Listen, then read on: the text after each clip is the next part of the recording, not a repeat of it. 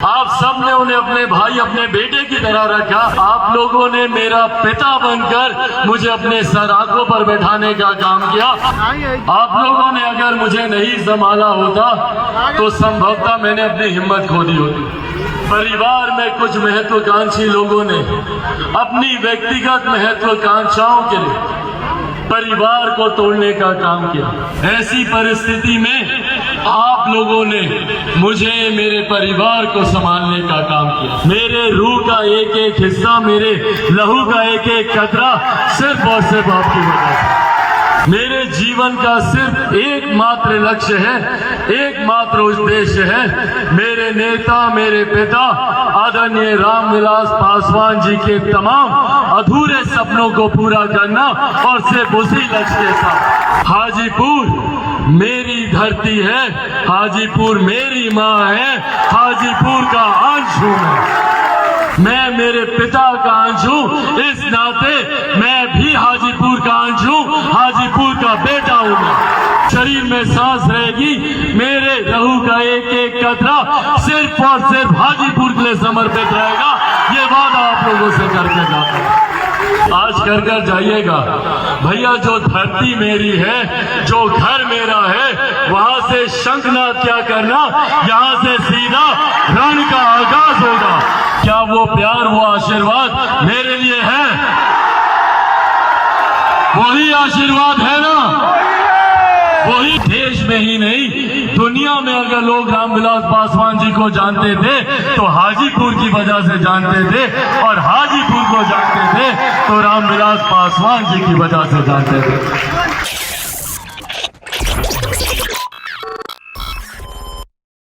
हिम्मत जवाब देती है, गला भर आता है।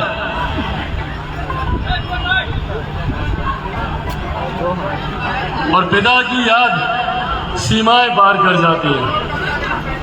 और आज जब वो नहीं है, आप सब मेरे पार्टी के तमाम साथियों ने, मेरे पार्टी के तमाम वरिष्ठ नेताओं ने, जिन्होंने मेरे पिता के साथ कंधे से कंधा मिलाकर चला, यहाँ पर इस भीड़ में मौजूद आप सब ने उन्हें अपने भाई अपने बेटे की तरह रखा। तमाम उन साथियों ने न सिर्फ मेरी हिम्मत बांधी, बल्कि मेरी विपरीत परिस्थिति में आप लोगों ने मेरा पिता बनकर मुझे अपने सर आंखों पर बैठाने का काम किया, मुझे अपने कंधों पर।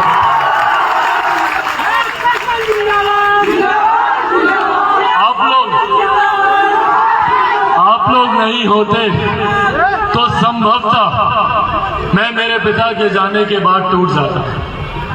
आप लोगों ने अगर मुझे नहीं संभाला होता तो संभवतः मैंने अपनी हिम्मत खो दी होती। मेरे पिता के जाने के बाद एक के बाद एक जिस तरीके से घटना चक्र चला, परिवार में कुछ महत्वाकांक्षी लोगों ने अपनी व्यक्तिगत महत्वाकांक्षाओं के लिए परिवार को तोड़ने का काम किया, पार्टी को तोड़ने का काम किया। ऐसी परिस्थिति में आप लोगों ने मुझे मेरे परिवार को संभालने का काम किया। और आज मैं गर्व से कह सकता हूं, और ये मैं सिर्फ अपने लिए नहीं, मेरे पिता के लिए भी यही सत्य था, पर आज मैं गर्व से कह सकता हूं कि मेरे पिता के जाने के बाद मुझे आप लोगों ने जिस तरीके से संभाला, आज चिराग पासवान का अंश मेरे रूह का एक एक हिस्सा, मेरे लहू का एक एक कतरा सिर्फ और सिर्फ आपकी वजह से।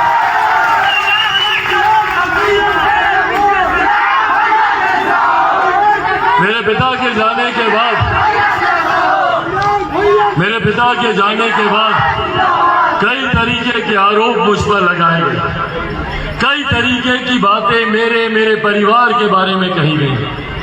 यहां तक कहा गया कि मैंने अपने पिता के अंतिम दिनों में ना जाने उनके साथ क्या बर्ताव किया। सोचिए, पुत्र होने के नाते कितनी पीड़ा होती है। अभी आपके पिता की चिता की आग रात तक ठंडी नहीं हुई, और सिर्फ राजनीतिक महत्वाकांक्षाओं के लिए आपके बारे में क्या क्या शब्दों का इस्तेमाल किया गया, क्या क्या बातें नहीं कही गई।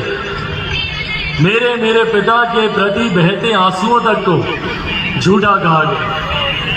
पर इन तमाम बातों से लड़ते हुए, इन तमाम बातों से जूझते हुए सिर्फ और सिर्फ एक लक्ष्य की ओर आगे बढ़ रहा हूं। मेरे जीवन का सिर्फ एकमात्र लक्ष्य है, एकमात्र उद्देश्य है, मेरे नेता, मेरे पिता आदरणीय रामविलास पासवान जी के तमाम अधूरे सपनों को पूरा करना, और सिर्फ उसी लक्ष्य के साथ मैं आगे बढ़ा। कुछ लोग कहते हैं कि चिराग पासवान हाजीपुर क्यों जाता है, क्यों हाजीपुर जाता है, क्या लेना देना चिराग पासवान का हाजीपुर से, क्यों नहीं आऊं मैं हाजीपुर, पूछिए उन लोगों से। हाजीपुर मेरी धरती है, हाजीपुर मेरी माँ है, हाजीपुर का अंश हूं मैं। मेरे नेता ने हाजीपुर को अपनी माँ का दर्जा दिया। मेरे नेता हाजीपुर के अंश हैं, मैं मेरे पिता का अंश हूँ, इस नाते मैं भी हाजीपुर का अंश हूँ, हाजीपुर का बेटा हूँ मैं। और जब तक जीऊंगा, जब तक मेरे शरीर में सांस रहेगी, मेरे लहू का एक एक कतरा सिर्फ और सिर्फ हाजीपुर के लिए समर्पित रहेगा। ये वादा आप लोगों से करके जाता हूं। मेरे मीडिया के तमाम पत्रकार साथी, मेरे मीडिया के तमाम पत्रकार साथी आज सुबह से ये सवाल मुझसे पूछ रहे थे कि क्या आज हाजीपुर से आप शंखनाद कीजिएगा, क्या चुनाव का शंखनाद आप हाजीपुर की धरती से आज कर कर जाइएगा। भैया, जो धरती मेरी है, जो घर मेरा है, वहां से शंखनाद क्या करना, यहां से सीधा रण का आगाज होगा। आज यहां से शंखनाद नहीं, यहां से आगाज करके जाता हूं कि आने वाला समय सिर्फ और सिर्फ लोक जनशक्ति पार्टी रामविलास का।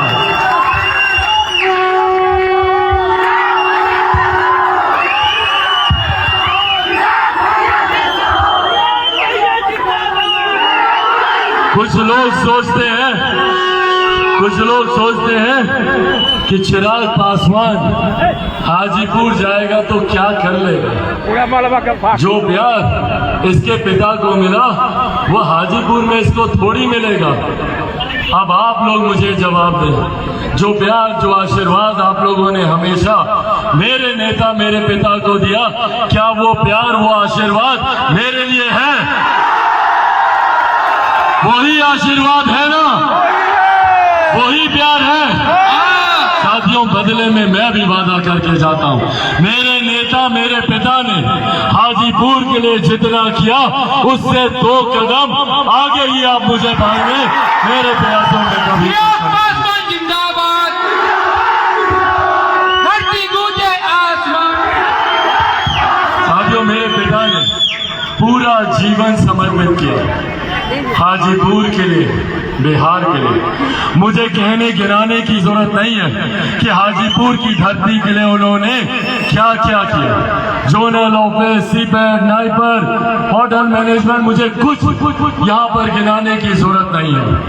बस सिर्फ ये विश्वास आप लोगों को दिलाता हूँ कि आज जो कुछ भी चिराग पासवान है, बल्कि रामविलास पासवान, उनकी भी पहचान हाजीपुर से थी।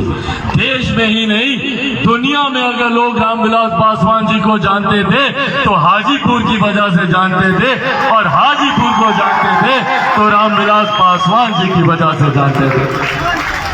मेरे लिए ये गर्व की बात है, मेरे लिए ये गर्व की बात है कि मैं एक ऐसे नेता का पुत्र हूँ, मुझे एक ऐसे पिता ने जन्म दिया जिन्होंने पूरा जीवन जात पात धर्म मजहब से उठकर समाज के हर उस गरीब शोषित वंचित वर्ग के लिए काम करने का उन्होंने प्रयास किया, जो अभी भी आजादी के 75 साल के बाद भी पंक्ति पर अंतिम पायदान पर खड़ा है। उस व्यक्ति को आगे लेकर जाने का प्रयास हमारे नेता, मेरे पिता आदरणीय रामविलास पासवान जी ने किया। उन्हीं के नक्शे कदमों पर आगे चलते हुए मैं भी एक ईमानदार प्रयास कर रहा हूं। अपने प्रदेश को आगे लेकर जाने की। मेरे लिए ये तकलीफ होती है, मुझे चिंता होती है मुझे इस बात की कि आजादी के 75 साल के बाद आज भी क्यों हमारा प्रदेश पिछड़ा प्रदेश कहलाता है। आज भी क्यों हमारे प्रदेश में वो सुख सुविधाएं नहीं है जो दूसरे राज्यों में। दिल्ली में मैं रहा हूं, बंबई में मैंने काम किया, पर आज तक मैंने कभी नहीं सुना कि कोई दिल्ली का लड़का बिहार आता हो शिक्षा के लिए, रोजगार के लिए। आप लोगों ने सुना क्या?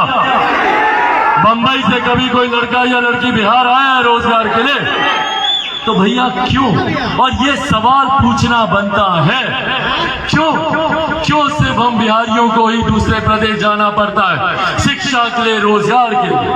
महिलाएं मौजूद हैं यहाँ पर, उनको मैं देखता हूँ, बुजुर्गों को मैं देखता हूँ, दिल्ली में एम्स के सामने लाइन लगाकर खड़े रहेंगे दिनों दिन तक डॉक्टर से मुलाकात करने के लिए। क्यों ये स्वास्थ्य सेवाएं हमें हमारे प्रदेश में नहीं मिलती? आज जो लोग बिहार की सत्ता में बैठे बिहार के विकास के दावे भरते हैं, पूछिए इन लोगों से। और ये जरूरी है इस बात का आकलन हम लोग को करना, पूछिए इन लोगों से भैया पिछले 33 साल अगर हम लोगों ने आप पर नहीं तो और किस पर विश्वास किया? आज जो बिहार में सरकार है, पिछले 33 सालों से बिहार में यही सरकार है, यही लोग और इन्हीं गठबंधन के घटक दल के लोग बिहार में मुख्यमंत्री हैं। हमारे खुद के अपने मुख्यमंत्री नीतीश कुमार जी पिछले 18 साल से लगातार निरंतरता में बिहार के मुख्यमंत्री हैं। क्या कहे थे मुख्यमंत्री जी 2005 में जब वो प्रदेश के मुख्यमंत्री बने थे? उस वक्त उन्होंने कहा था कि मेरा सपना है कि जितने लोग बिहार से पलायन कर कर गए हैं उन सब लोगों को अपने प्रदेश वापस लेकर आए। सोचिए, जो मुख्यमंत्री 18 सालों में अपने सपने को पूरा नहीं कर पाए, वो हम लोगों के सपने को क्या पूरा करेगा? ये सवाल मुख्यमंत्री नीतीश कुमार जी से पूछिए।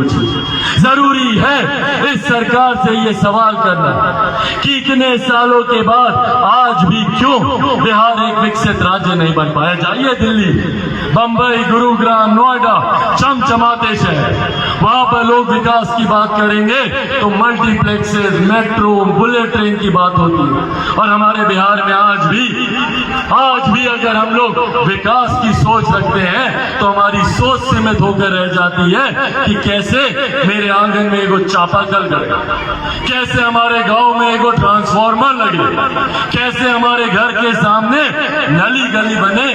ये सोच बिहार की सीमित होकर रही।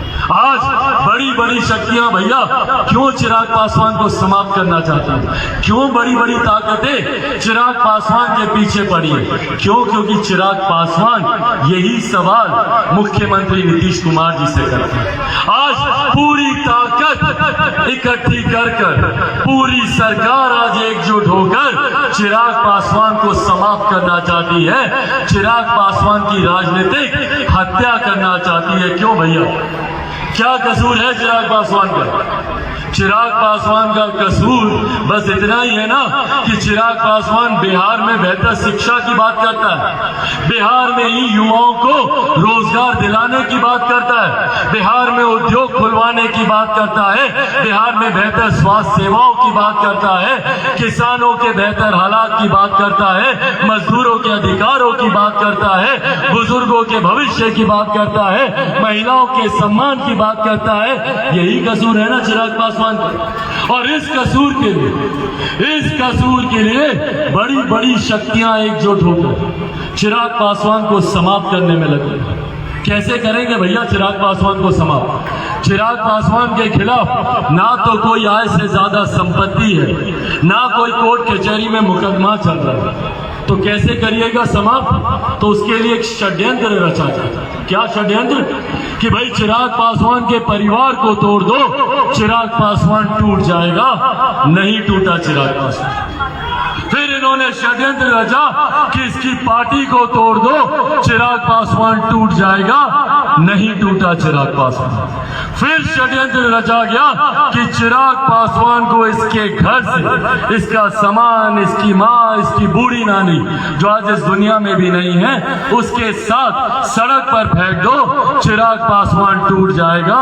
नहीं टूटा चिराग पासवान, क्योंकि जो लोग सोचते हैं कि चिराग पासवान इन बातों से टूट जाएगा, वो लोग भूल जाते हैं कि चिराग पासवान शेर का बेटा है, रामविलास पासवान का बेटा है। भैया, ना टूटने वाला हूँ, ना झुकने वाला हूँ, और डरता तो भैया मैं किसी से नहीं हूँ। जितनी ताकत आजमानी है आजमान है, जितनी ताकत मुख्यमंत्री नीतीश कुमार जी को आजमानी है। पर जब तक बिहार को विकसित राज्य नहीं बना लो, सर पे कफन बांध के निकला हूं, जब तक बिहार को विकसित राज्य नहीं बना दूंगा, तब तक मैं भी चैन की सांस नहीं। भाई, मेरी रगों में एक ऐसे नेता का खून है जिन्होंने पूरा जीवन अपने समाज, अपने प्रदेश, अपने देश को आगे लेकर जाने का काम किया। आज जितने लोग मोबाइल फोन पर वीडियो रिकॉर्डिंग, फोटो खींचना, खबरें सुनने का काम करते हैं, ये देन हमारे नेता, हमारे पिता आदरणीय रामविलास पासवान जी की। जब वो संचार मंत्री थे, उस वक्त उन्होंने कहा था, और विपक्ष ने काफी आलोचना की, उस वक्त हमारे नेता ने कहा था कि हम एक ऐसे दिन की कल्पना करते हैं जब ये मोबाइल फोन हर रिक्शा वाला, हर ठेला वाला के हाथ में होगा, बैगन के भाव मोबाइल फोन बिकेगा। ये सोच हमारी, और आज हकीकत है, हाथ हाथ में मोबाइल फोन है। वो रेलवे में गए हो, सरकारी नौकरी देने की बात हो, या जिस विभाग में गए हो, शायद ही कोई। ऐसे ही खबरों के लिए जुड़े रहे बिहार टॉक से।